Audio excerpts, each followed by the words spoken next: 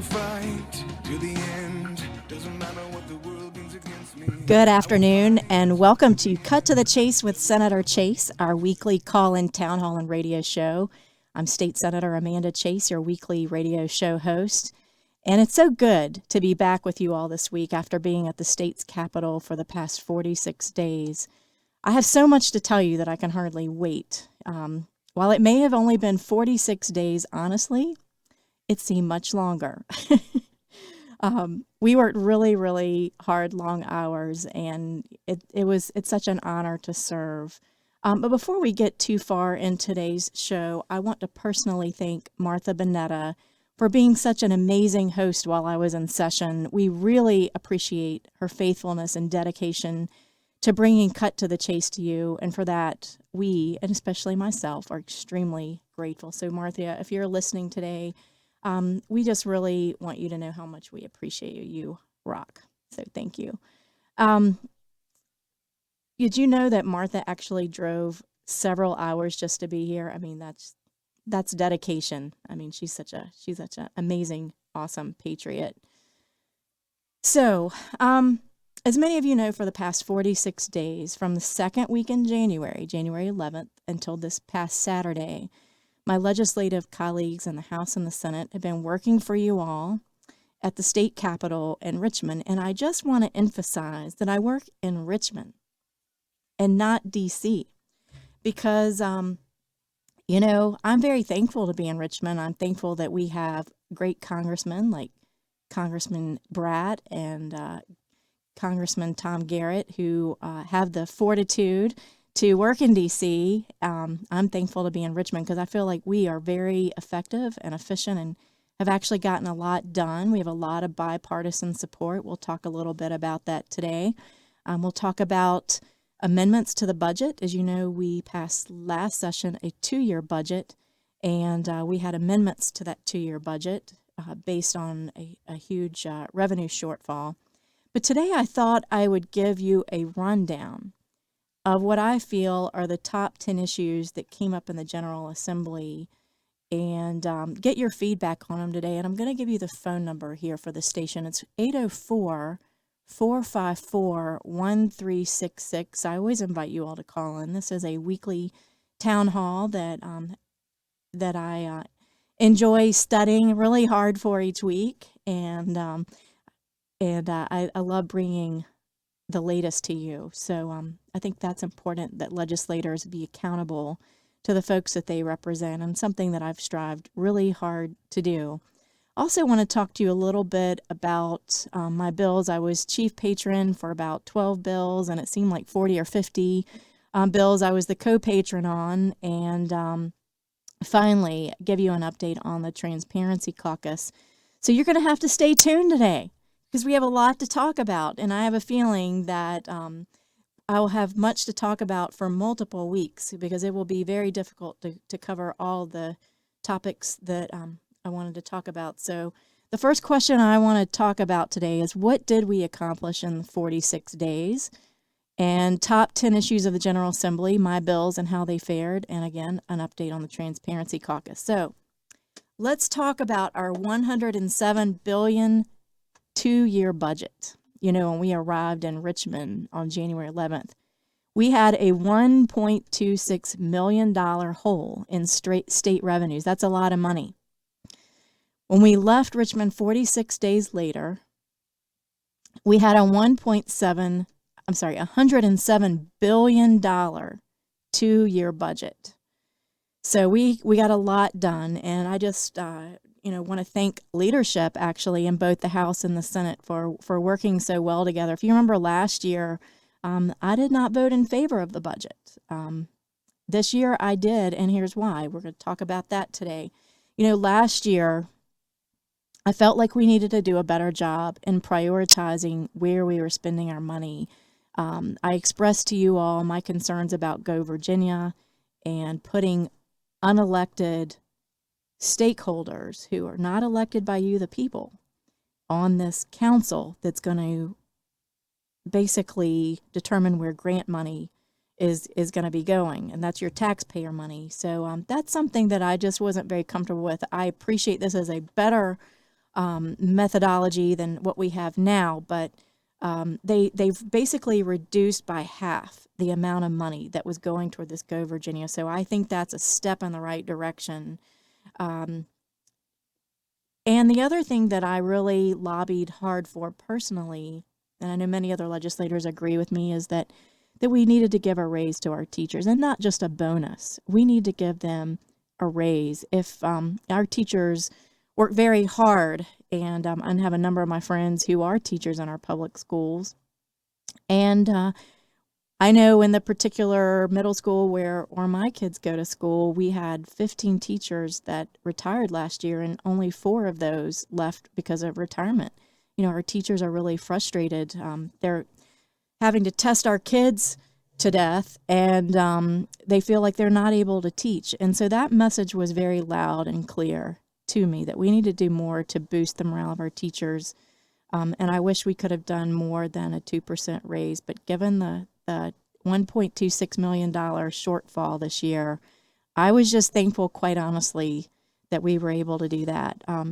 The second thing that I lobbied hard for was taking care of our state police. I have actually visited the headquarters of the state police, which is actually located in Chesterfield County, just outside my district. It's actually on the same road that borders my district. And met with the great men and women in uniform that are there, and operating on such very meager resources. And they have seen such a mass exodus, if you will, of law enforcement leaving to go where they, get paid better in the localities. And so they love the state police, and they're great people, but gee, they owe it to their family to try to get the best salary that they can. We all want the best for our family. So I'm glad that, that was taken care of, and we'll talk a little bit more about that in a minute. Also, in our budget, no new spending, no fees. And, initially there were fees in the budget. I want to give a special shout out to Senator Glenn Sturdivant, who's one of my colleagues, and also to Senator Suderline, who's in the western part of the state. And I want to thank my leadership for listening to us and our request to not have any new fees in our budget, and they accommodated. They actually went through the budget and systematically took all those bills out. I want to thank the House for agreeing to take the fees out. So listen to that. A balanced budget, no new spending, no fees. We get a raise for our teachers and our law enforcement. What more could you want? So in case you're looking up the Senate bill, and I'll remind you all that you can go to LIS, the Legislative Information Systems. You can just do a Google search and it'll bring it right up. And you can find this bill at Senate Bill 900 or SB 900. Those are the amendments to the 2016-2018 budget. And just a reminder, it's a 2-year budget, and we're on the second year of that 2-year budget. We limited new spending, we trimmed proposed discretionary spending, and we avoided across-the-board reductions to K through 12 public education. I would also tell you that the budget removes any Medicaid expansion language that was in there. I know the governor was kind of gunning for that again, but thankfully we have a Republican-controlled House and Senate, and that language got removed from the budget. So we also redirected funding, as I mentioned earlier, and I'm going to go into the specifics because I know a lot of you are driving down the road and you're like, you might be a state employee, you might be a sheriff, or maybe you're a district court clerk, and you're wondering specifically, am I going to get a raise? How does this going to affect me? So I do have an actual breakout today, and when we come back from the break in a few minutes, I'm going to go into detail about that. But I'm really glad to see that we're taking care of our state police. It's important. Public safety is a core function of government. And if we don't take care of our state police, what could be a worst case scenario? Let's say that unfortunately you're involved in an interstate collision and you dial 911. Don't you want your state police to arrive in a timely fashion? I know I do. There's nothing more stressful. I was talking to a fellow state senator who had a similar situation, where she had a situation where they needed the state police and they were extremely helpful, but she had commented in concern about the delay. And, if we have too few police officers, it's what's going to happen to our service time when you need help. It's going to increase the amount of time that they can get to you, and we don't want that. When you have an emergency, there's a crisis, we need our state police to be able to step in a timely fashion and help you in your state of emergency. So stay tuned. We're going to be talking about raises. Such a good topic to talk about, so stay tuned.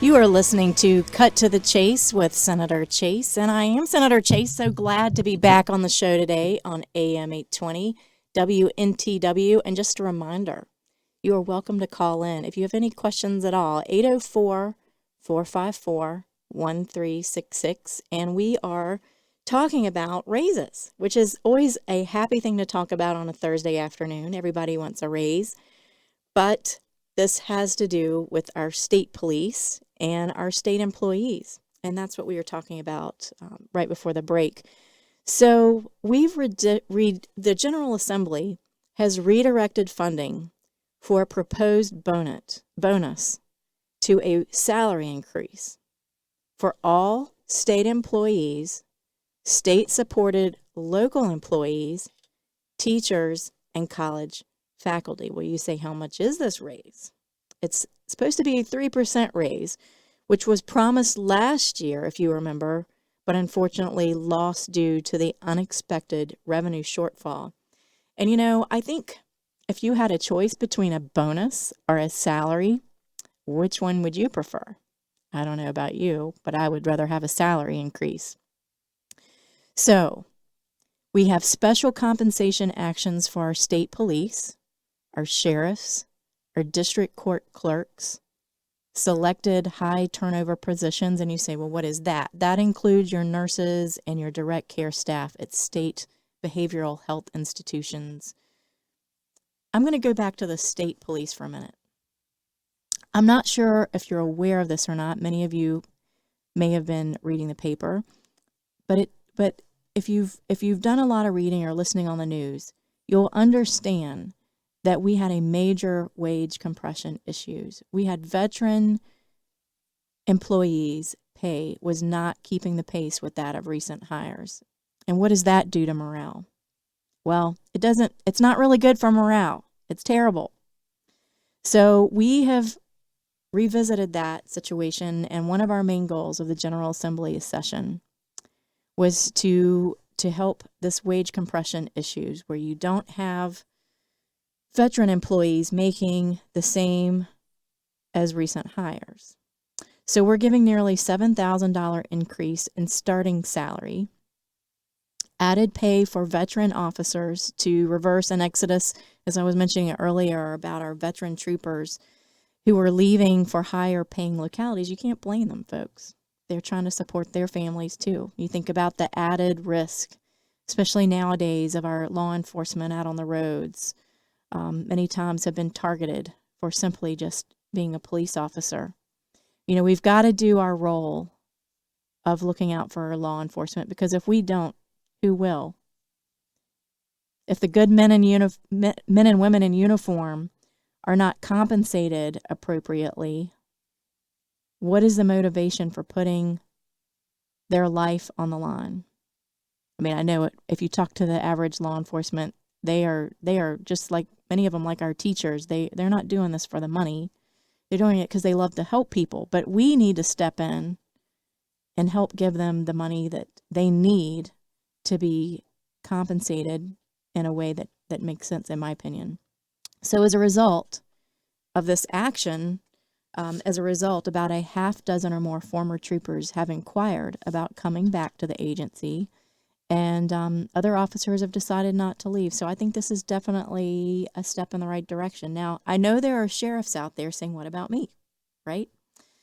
So we're giving a 2% raise for our sheriff's deputies and other state-supported local employees, as well as money to help the local sheriff's departments to keep veterans employees' pay from falling behind that of new hires. So I hope Sheriff Carl Leonard is listening today. I think he'll be happy.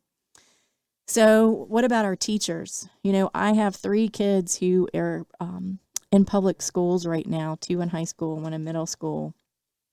And, you know, the teachers have a lot more on them these days. They have kids with all kinds of needs. And, you know, they're asked to do so much, whether not just teaching, but all the paperwork. And, you know, sometimes, unfortunately, you know, they feel like they're having to be counselors. They're having to follow up with parents. Our teachers do so much. So I wish we could give our teachers more, but the state's portion of 2%, and that's going to be effective February 15th of 2018. There's also increased funding for mental health initiatives in our budget. As you know, we have a huge opioid heroin crisis in our country, and a lot of it probably has to do with a lot of the stress people are going through right now. The economy has been terrible, quite honestly. The last quarter is looking so much better, and I'm so glad to see that.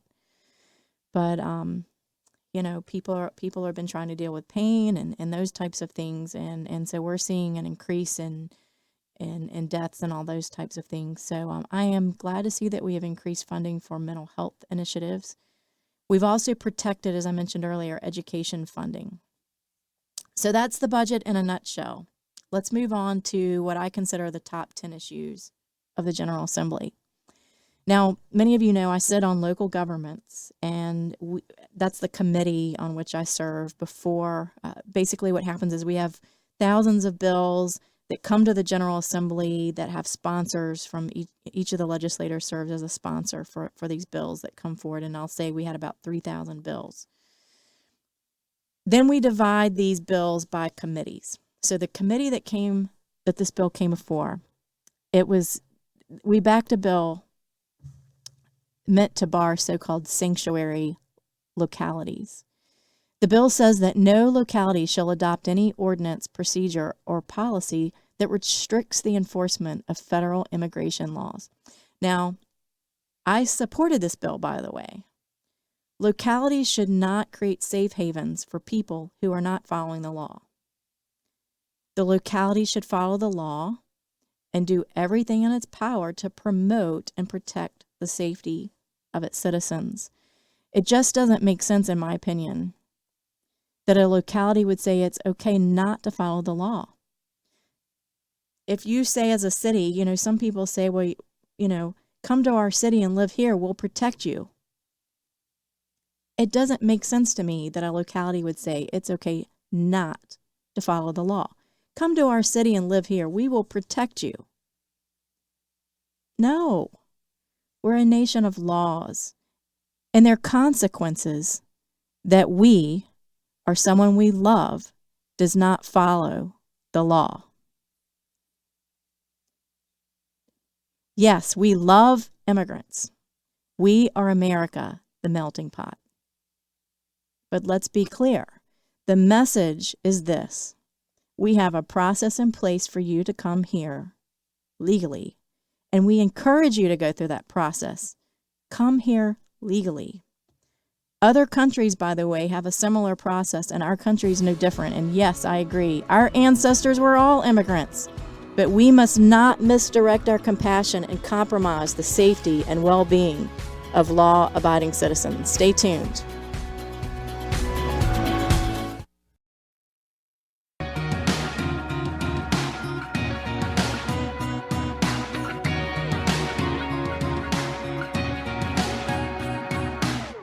I will fight to the end. Doesn't matter what the world brings. Thanks again for joining us today on Cut to the Chase with Senator Chase. And I am Amanda Chase, and it is an honor to be with you all in the studio today. I'm so glad to be back from session.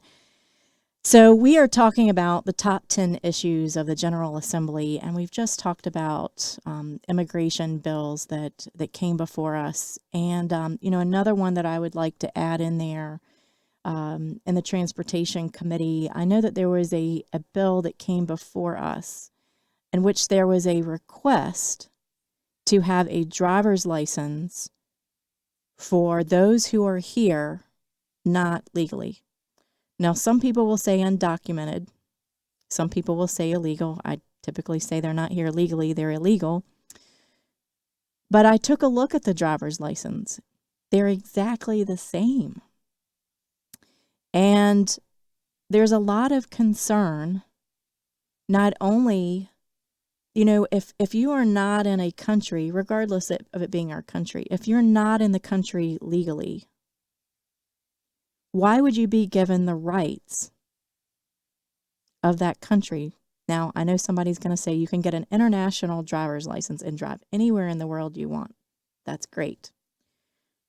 But to get a driver's license that looks exactly like that of a U.S. citizen, I have a serious problem with that. And why is that? Because I also sit on a committee called the Privileges and Elections Committee. And I'm also concerned about voter fraud. And I'm concerned that those same driver's license, which, by the way, look exactly like regular driver's license of a citizen, can be used to vote. Now, some of you are going to say, but I thought they cleared out the list. The registrars clear out the list, and so their names would not be on the polling books. Well, that's certainly a possibility. But there's also something called a provisional ballot, which we talked about on this show, and how people can complete a provisional ballot, which has no indicators on there. I mean, you have to present identification at some point that week. But I just think it introduces a lot of issues. Will they be able to get a gun? I mean, I don't know. I just don't think it's a good idea, in my opinion. So let's move on to the second issue, since we have 10 and we're already halfway through the hour. I want to talk to you about something called Airbnb, which is both years, my being in the General Assembly now, I can say 2 whole years. This has been a very popular topic and issue. Have you heard of it before? Airbnb. It's a platform that links people looking for lodging with those willing to offer it for a price.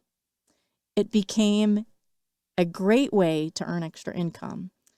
Economic times have been rough until late, and this innovation has created what I feel is an opportunity for families to make ends meet.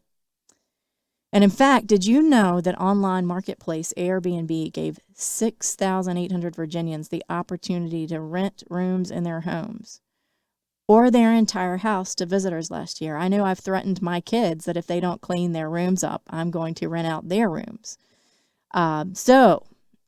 Some legislators and local governments see this as a lost opportunity to collect taxes.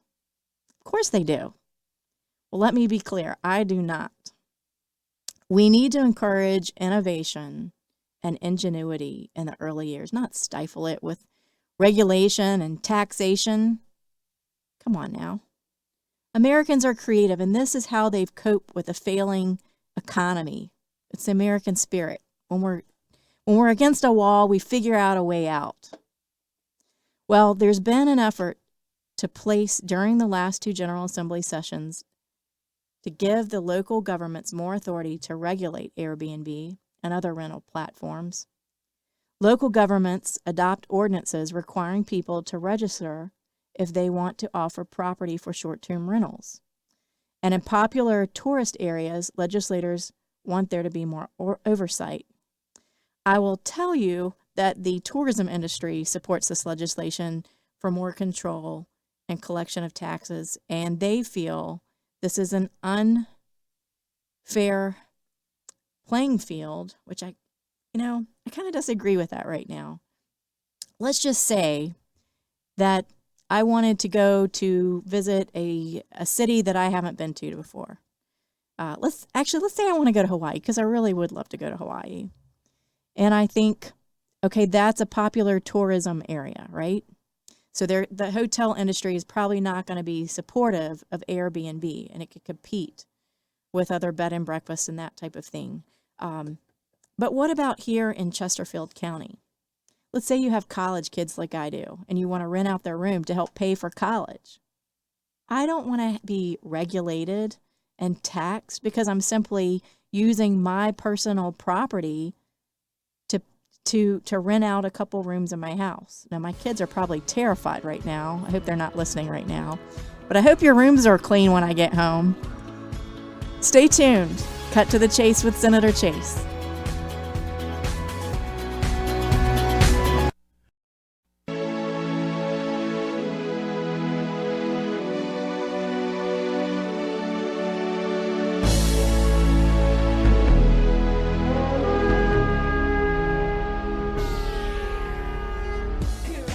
Thanks again for joining us on Cut to the Chase with Senator Chase. And I'm Senator Chase, and I am so happy to be back. If you have a question or like to make a comment, feel free to give us a call, 804-454-1366. This is our weekly town hall. And once again, we are talking about the top 10 issues that came up during the General Assembly that I want to make sure that constituents in Virginia understand and are aware of. So we just finished talking about Airbnb, and, I tend to vote in favor of less regulation. Whenever any type of bill comes up, the question I ask is this more or less regulation? Who is it more burdensome from? And so I was a no vote. I was one of the few no votes on this. And the reason being, I just feel like we need to give property owners the right to do what they would like to do with their property. I understand the more tourism populous area, but I think there's also an added risk.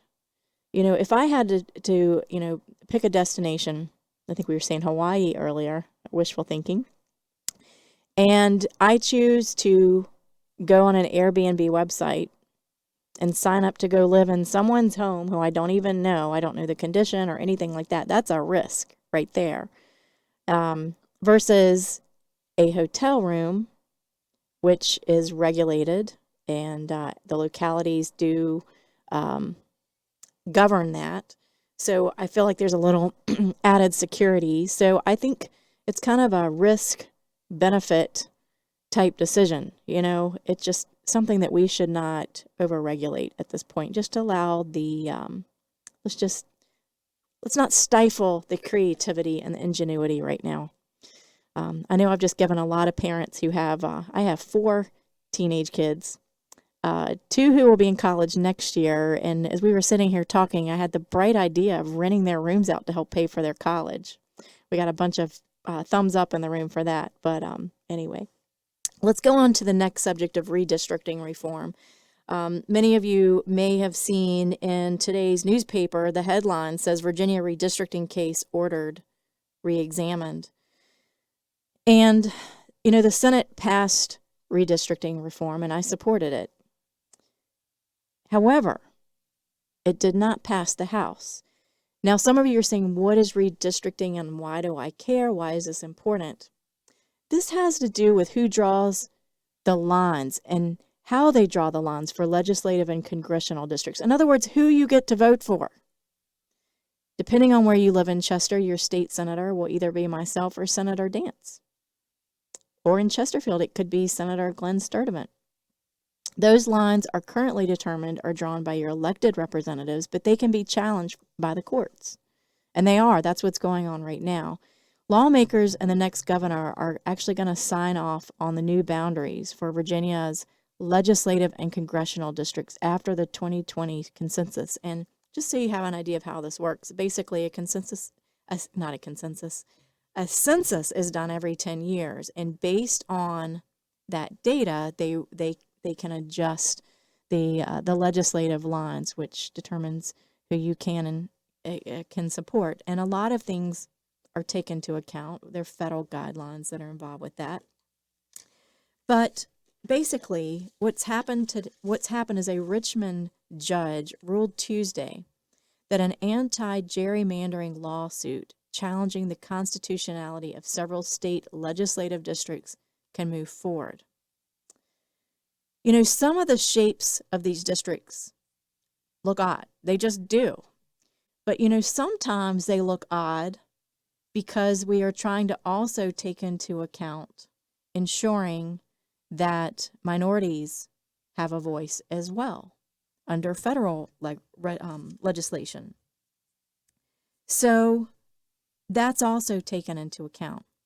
So after an hour-long hearing, Richmond Court Judge Riley Marchant rejected a motion by the House of Delegates leadership to have the case dismissed. The ruling puts the case, and the case was brought by redistricting advocates group called One Virginia 2021, and they focused on 11 House and Senate districts represented by lawmakers from both parties. And they're one step closer to a trial in March that, if the plaintiffs prevail, could reshape the state's political map. You know, just a reminder here, you know, a lot of people in this area in particular, their congressman was Congressman Randy Forbes. And what happened was a court came, remember the General Assembly, the House draws the lines, the General Assembly approves it. And we had bipartisan support. Republicans and Democrats voted in favor of this political map. They agreed on it.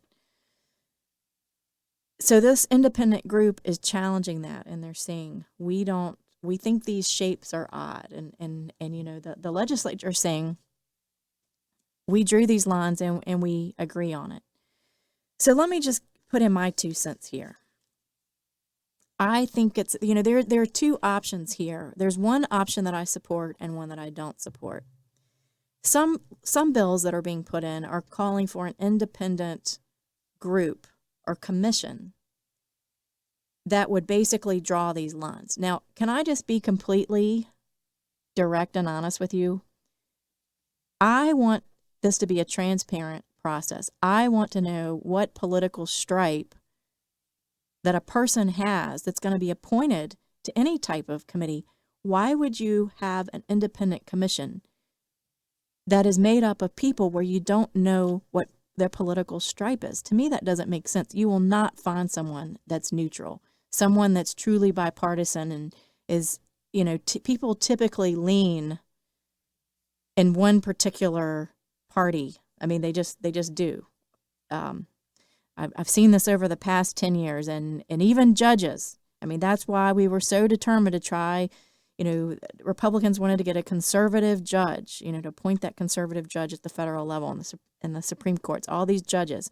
Now, judges are supposed to be neutral, right? But we know that human nature is to have predisposed tendencies to be one way or the other. So I think it's important that people who are elected by the people are chosen to draw these lines. And we'll talk about that a little bit more when we come back from the break. Stay tuned. We'll be right back.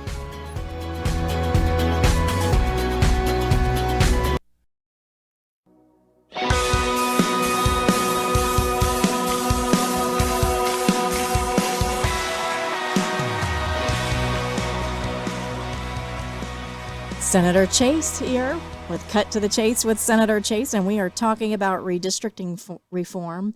And you know what I do think we need is we need to give more direction to our legislators as far as the shapes, communities, and that's something that I'm going to work on this year, trying to come up with legislation that allows you, allows a transparent process where you, the people, have a voice and that you're heard and that you're a part of this process. I think independent commissions take away from that. I think what you want are people who you elect to draw these lines, but we need to give them clear, specific directions on how to draw these lines. That's all I'm going to say about that today. We'll come back to that issue. I have a couple of other things that I want to talk about The other big topic that came up was coal ash. And I know we've talked about that. We've spent several whole shows on coal ash. And I know many of you know there is a power plant here in Chesterfield. And I have been courting both Dominion and also the Department of Environmental Quality, as well as the James River Association constituents and other groups. And so we're going to continue to do that. We have legislation which it looks like it's passed the Senate. It passed out of the House with an amendment. I'm talking to the governor's office right now with Senator Survell about getting governor's amendments to return that House version back to the Senate version that came out. We want to make sure that before we close these coal ash facilities that before we cap and seal them in place and pass that cost on to the ratepayer, by the way, which is what the State Corporation Commission allows Dominion to do. We want to make sure that we only pay for this once, not twice. I don't want to pay for this twice. Okay, we have a call on the line. I have Dave who's calling about redistricting. I'm so glad you called in, Dave. Yes, thank you for taking my call, Senator Chase. I think the redistricting is a huge issue. I live in Colonial Heights. We went from Randy Forbes being our representative, who I agreed with sometimes. He was huge on military spending, which I disagree with. I'm big on defense spending, but not military spending. Mm-hmm. Hey, Dave, before you go, yes. We've got like 15 minutes left of the show, but you hang on, and I'm going to, if we get cut off, I'm going to call you back. So we don't have a lot of time left of the show. So you keep going, but if we get disconnected or whatever, I'm going to call you back. Okay. Anyway, I just wanted to say that we went from having a representative that tried to represent our district to a representative that doesn't even know where our city is. Mm-hmm. And I think that I'm glad that you were going to work on this year. I think it's a huge issue.